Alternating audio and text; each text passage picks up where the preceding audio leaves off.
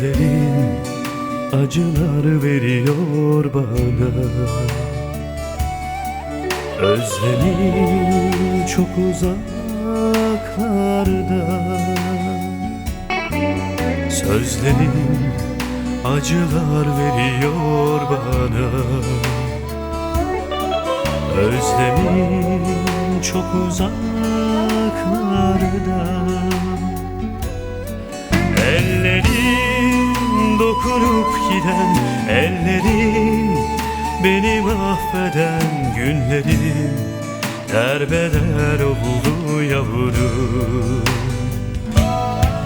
Ellerin dokunup giden, ellerin beni mahveden günlerim derbeder oldu yavrum. Gözler yalan söylemez, son kez bak ne olur, yeter bana yalnızlık,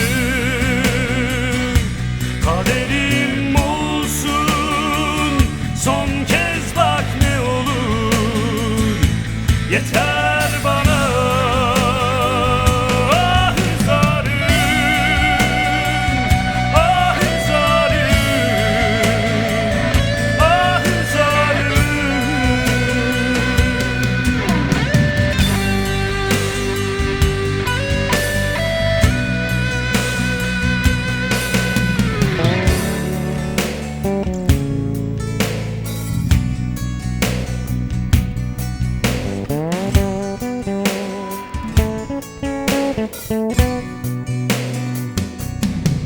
Ömrümün mevsimi hüzün oldu.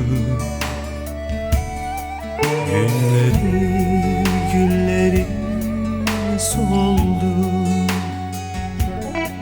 Ömrümün mevsimi hüzün oldu. Günleri soldu. Ah üzar beni, ah üzar, ah yanar, yüreğim yanar, ayrılık ölümden beter yavrum. Ah üzar beni, ah üzar, ah yanar, yüreğim yanar, ayrılık ölümden beter yavrum. Gözler yalan söylemez, son kez bak ne olur, yeter bana yalnızlık, kaderim olsun, son kez bak ne olur, yeter.